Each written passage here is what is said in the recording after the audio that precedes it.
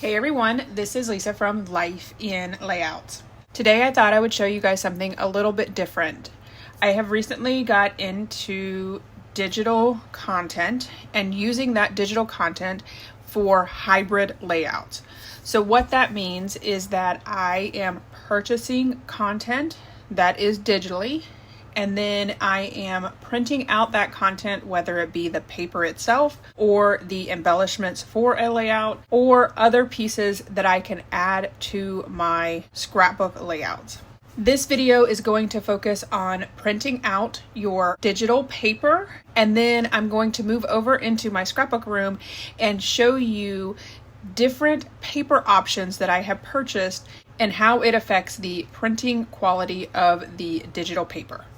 We're going to be working with the Fun Art Festival mini kit from Kellybell Designs.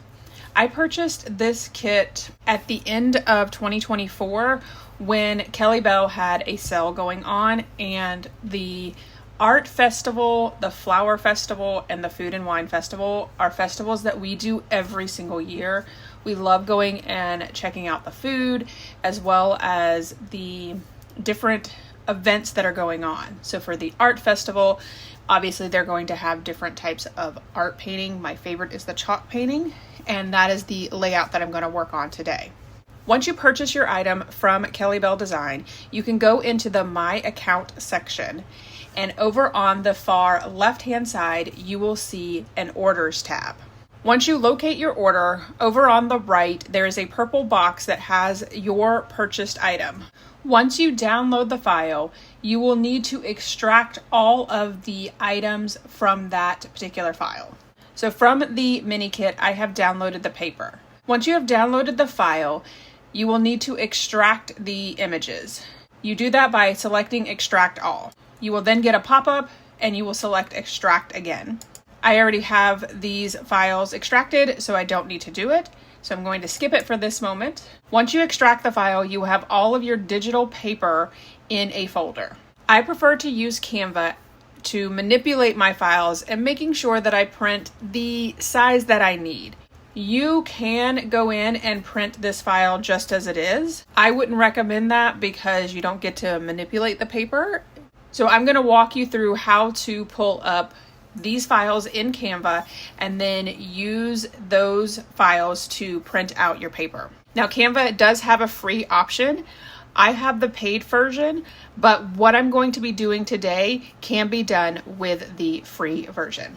Once you've opened Canva, you want to go over to the left where it says create a design. I usually just select custom size on the left hand side, and 8.5 by 11 inch is already selected at the bottom because it is a common size that I use. However, if this is the first time, you will need to type it in. I do recommend that you change the units from px to inches, and then you can type in your 8.5 by 11 and create a new design. Over on the left-hand side, you will select the Uploads icon and then select Upload Files. You'll need to locate your paper that you have downloaded, and then you can select multiple files that you want to import. I have selected the 3 files that I plan to use in my design, and then I'm going to select Open. You'll notice that the 3 files are now in the Upload Files section. I'm going to start out with this stripe paper by just clicking it, and it will appear on my screen. It's hard to see the background, so sometimes I will change the background color to black to help me see where my margins are. However, you want to make sure that you change it back to white before you print it. You can change the color by clicking on the outside box so the entire box is selected, and then at the top you'll see a little colorful circle, and when you hover over it, it says background color. I'm going to select that, and then over on the left I will choose the black option. Because the background screen is white, it just gives you a little bit of contrast. I'm going to close out the section over on the left because I don't need it at this moment. While the paper is selected, at the top I'm going to select Position. A screen will appear over on the left, and you can see that this particular paper right now is 6.37 inches by 6.37 inches. If I was to print the paper as it is right now, I would have just over 6 inches on an 8.5 by 11. When I'm doing digital content, I do plan out my pages and think about how I want the pages to look so that I'm only printing the paper that I need. I don't have a problem having scraps of paper when I have collections that I purchased, but if I'm printing digital content, I just want the paper that I'm going to be using for this layout. I can always go back and print another paper later on if I need it. For this particular layout that I'm going to be working on, I'm going to need 3-inch strips. You have two ways of making your images 3 inches. With the image selected, you can see that there are circles and little ovals on each side of the image. You can take those ovals and move them over, and you will notice that the measurements appear with the width and the height. So I could take this down to 3 inches, and I now have my 3-inch width. Over on the left-hand side, you can take your image down to 3 inches by just typing in the 3-inch in the width. Once I have my paper the width that I would like it, I may not want my stripes to look the way that they currently look. And I can manipulate those stripes in this program as well. With the image selected, you want to select this box that's at the top. When you hover over it, it says crop. It's now going to show you the image as its entirety. So you can see that the grayed out area on the right hand side is not inside my box. If I wanted my stripes to be much larger, I can take the little circle on the edge and expand it out, and that will allow my stripes to be very, very large. I can go back in and make them smaller as well. This gives you the option to change up your paper to really anything that you would like. I'm going to keep my stripes at this size because I do want some thinner stripes. So I'm just going to select the Done button on the left-hand side. I'm going to reselect the position option at the top so that I can bring back my box. And at this point, I have two options. I need my strips to be a little bit longer. So I'm going to move it up into the left-hand corner, and there are two ways that I can make these strips longer. The first way is to take the little oval at the bottom and just bring it down to the bottom. And you can see that I have now made my strip 3 inches by 11.13. I'm going to change it down to 11 because I know that my paper size is 11. You also have the option to align this paper to your page. Over on the left, you can see that you have the option of top, middle, bottom, left, center, right. So if I wanted to make sure that my image was all the way to the left-hand side, I would select the left, and it's going to move my image to the left-hand side. Because it's grayed out, I know that my image is at the top of the page as well as the bottom of the page. When I expanded my image down to 11 inches, it did make my stripes a little bit larger than I wanted it. There is another way that you can manipulate the image. However, this is a little bit more tedious. I'm going to undo my option so that it goes back to the original size. I am now back to 3 inches by 6.37 inches. At this point, I'm going to zoom way in on my project, and I do that by selecting the little circle in the bottom right hand side and just scrolling in as much as I need to. You will then get a scroll bar that moves left and right, and you can move your image to the left and you can scroll down so that you can see the very edge of your paper. While I have the image selected, I'm going to right click on my image and select duplicate. Now I have two images. I'm going to move my image down, and then what I'm going to do is I'm going to line up my paper so that it matches exactly right. You can always click off of your paper to make sure, and you can see that I have a little bit of a discrepancy between my two papers. So I need to move my paper over just a little bit. I find that it works best if you overlap the images just a little bit. Then I'm going to zoom back out, and you can see that my paper now takes up the 11 inches, but I still have that smaller print. I'm going to do that step one more time to show you how to do it with a different type of paper. Over on the left-hand side, I'm going to select the upload option. This time I'm going to select the paint splatter paper. Once I have my image selected, I'm going to go to the top and select position, and I'm going to change my width to 3 inches. I'm going to move my image over so that there's a little bit of space. Just makes it a little bit easier to trim your paper when there's a little bit of white space. And then I'm going to decide if I'm going to make it larger by moving down my paper. And I can click on the paper and select the cropped option at the top, which allows me to move my paper around. So if I did want different parts of the paper, maybe I wanted different colors. This one has a lot more purple in it, whereas this one's more red, green, and yellow, so lots of different colors. I can move my paper around until I decide what image I want showing.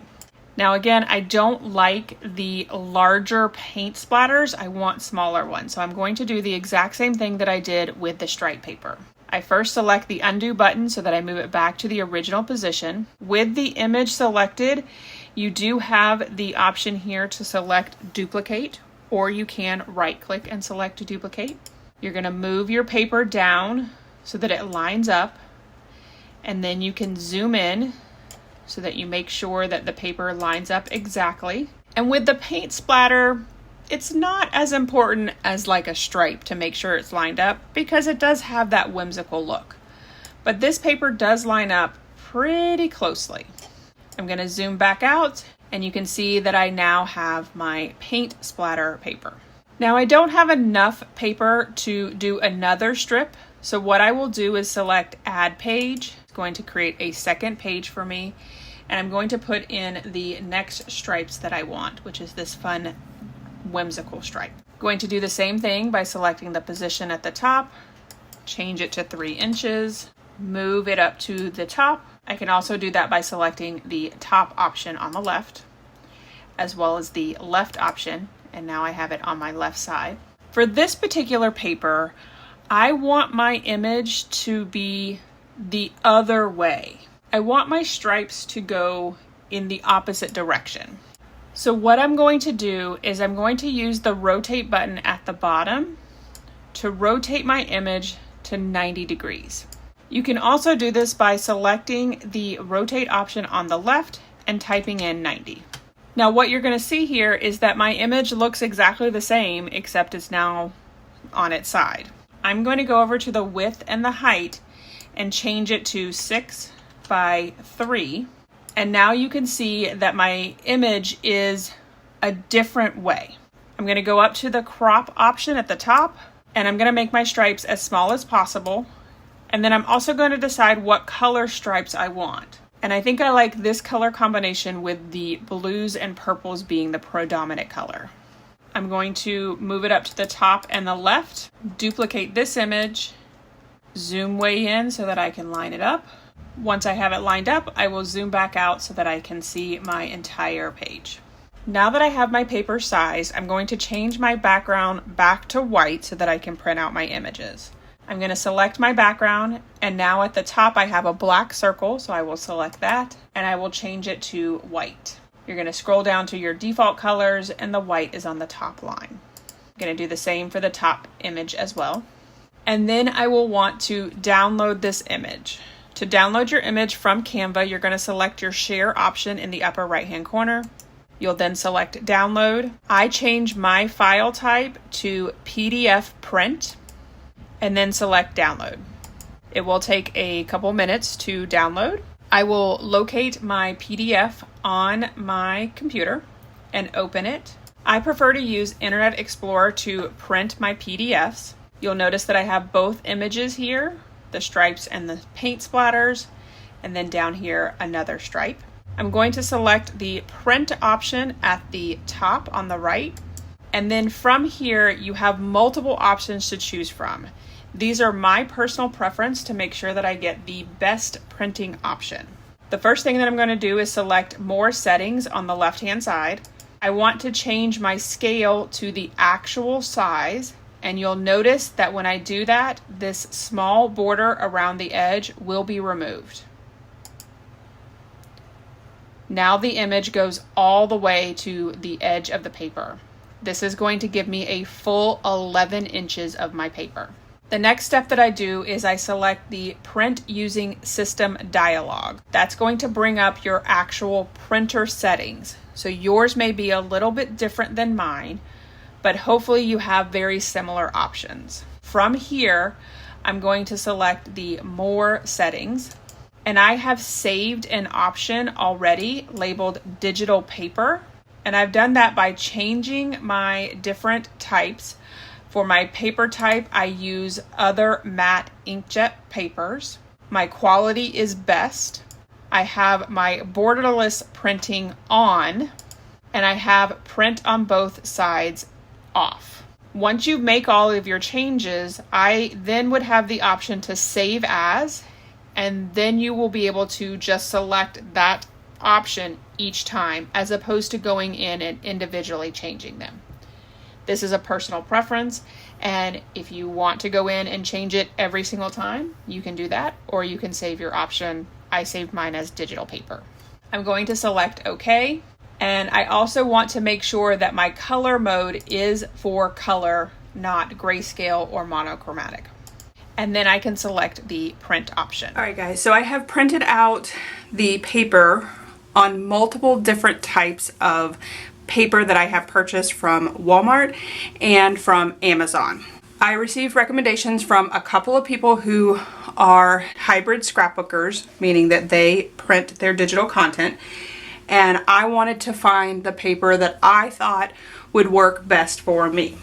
I did decide to add 2 additional pieces of digital paper to my printouts simply because I planned out my layout and I knew that I was going to need these 2 additional items. So the item that I printed out was this digital paper here, as well as this digital ribbon that says Festival of the Arts. The first 2 pieces of paper that I'm going to talk about both come from Walmart. This paper here is called Pen+Gear.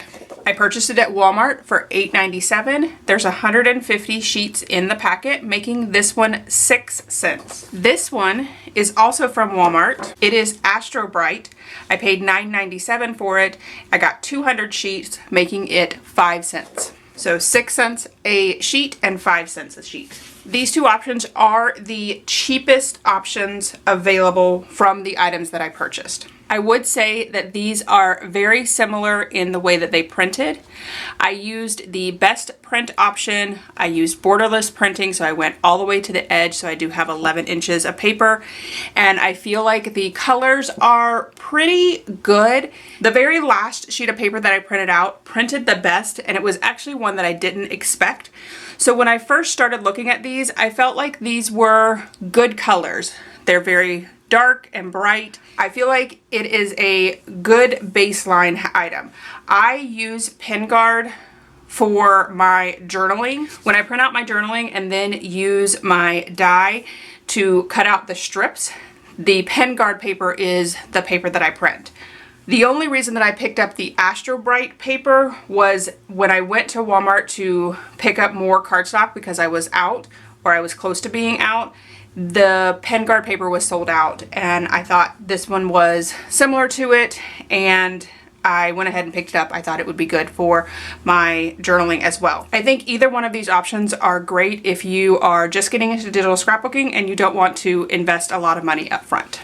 The next paper that I want to talk about is the inkjet photo paper matte. I purchased it at Amazon. It was $8.99. I received 30 sheets, so that made it 30 cents for each sheet. This is the most expensive paper, and when I purchased it, it says photo paper matte. I was expecting it to be the consistency of matte photos that I purchased. It is not. It is cardstock. There is nothing photo about this, and I would say that the difference between this one and the Walmart one, this one, it's kind of hard to tell in the video, but it is a little more muted than this one from Walmart. I feel like at 30 cents a sheet for cardstock, it is the worst value of the ones that I am reviewing. I would not recommend this piece of paper, especially at that price.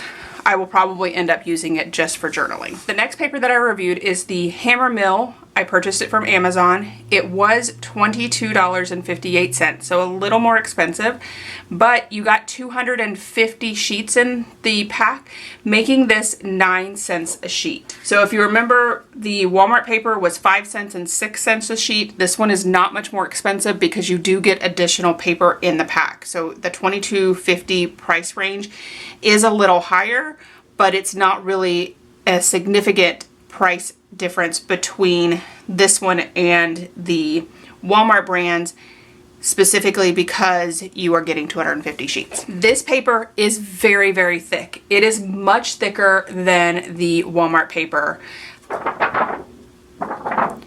I'm not sure if you can hear that. I'm going to do it one more time. That was the Walmart paper. This is the Hammermill. I feel like you can definitely hear the thickness in this paper. I did struggle a little bit with this paper when I first started. It wasn't printing the way that it was supposed to. The first couple times I printed it, this is what I got.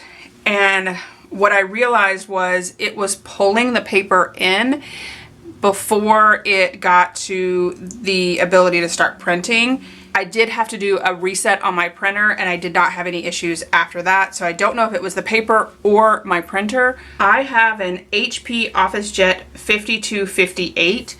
It's actually my grandfather's printer. If you're in my Facebook group, you know that my grandfather passed away back in November. And so we were going through his stuff.